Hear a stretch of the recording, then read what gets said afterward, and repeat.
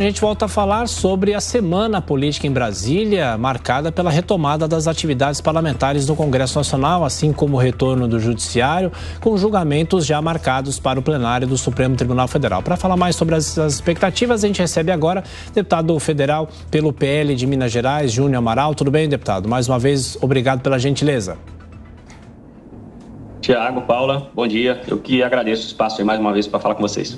Bom, agora há pouco a gente estava conversando com os nossos comentaristas, reforma tributária eleita por eles como a principal pauta para esse segundo semestre. O senhor acredita nisso realmente? E o Senado modificando a proposta, a matéria volta para a Câmara.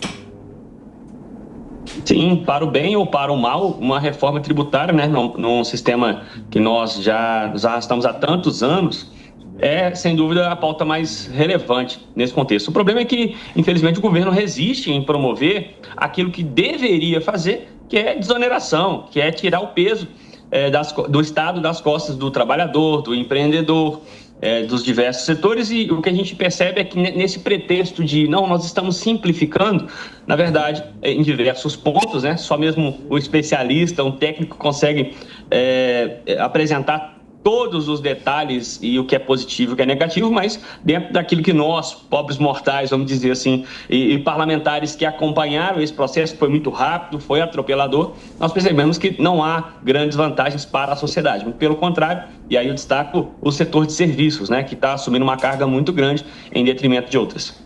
Deputado, muito bom dia. Em meio a essas pautas, esse pacote econômico que o Tiago mesmo falou, reforma tributária, arcabouço fiscal, também tem um orçamento para 2024. Uma das discussões que devem ser retomadas também neste segundo semestre é o PL das fake news. Como que o senhor vê a volta dessa discussão? É uma volta pertinente neste momento? Não deve ficar de lado? O Congresso já deu a sua resposta a partir de um clamor do povo. Por duas vezes, essa tentativa frustrada, né, de aprovar uma legislação muito genérica que pode promover, sim, o cerceamento das nossas liberdades, em especial nas redes sociais, que é onde hoje o povo tem acesso para também deixar a sua opinião, para poder se envolver nas discussões, muito além das discussões políticas.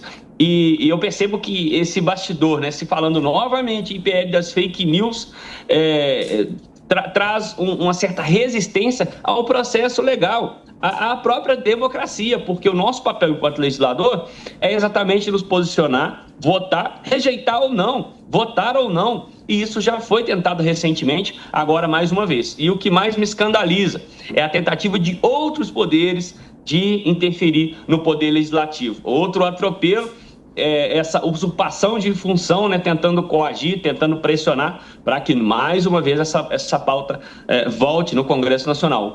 O que a sociedade brasileira já deixou bem claro, já reagiu e conseguiu fazer com que os parlamentares, em maioria, o que é difícil, se posicionassem em consonância com ela, a sociedade.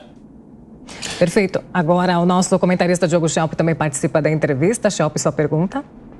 Deputado, bom dia. A gente assistiu agora há pouco uma reportagem falando sobre os esforços do governo para atrair, né, aproximar-se de alguns deputados do PL.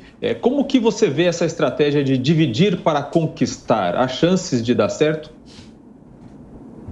Ô, Shel, eu evito, cara, falar do ambiente interno do PL, né? Mas é impossível não me posicionar e dizer que é uma vergonha ver parlamentares que se apresentaram na campanha como oposição às ideias do partido e do governante que hoje está à frente do país, e agora, de repente, mudar tudo e deixar esses ideais, essas propostas, esses posicionamentos para poder negociar, sabe? Então, eu tenho que deixar meu posicionamento contrário a isso e eu sei que está em consonância com o que o eleitorado à direita também pensa. Eu não vejo problema nenhum o governo conversar com o partido de oposição, com parlamentares de oposição, desde que essa conversa visasse, na verdade, chegar a denominador comum ou decisões mais equilibradas, olhando os dois espectros político-ideológicos, sendo que a gente sabe que, na verdade, não acontece isso. O que acontece são negociações de espaços, negociações fisiológicas, de emendas parlamentares, de cargos nos estados,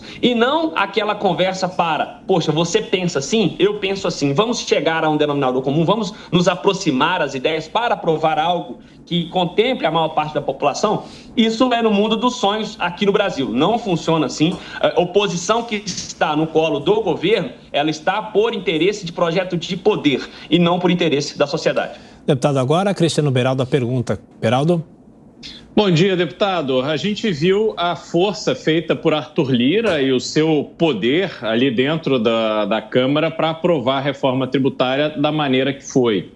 Agora, no Senado, ela sofre pressão para que novas exceções, novos benefícios sejam incluídos. E, obviamente, quando você inclui benefícios e exceções para um determinado grupo reduzido da economia, o outro pedaço tem que pagar uma conta ainda maior. Voltando para a Câmara com essas alterações, o senhor acha que a mesma força ainda estará nas mãos de Arthur Lira ou a Câmara, vendo esse descompasso maior, tende a conseguir segurar essas alterações?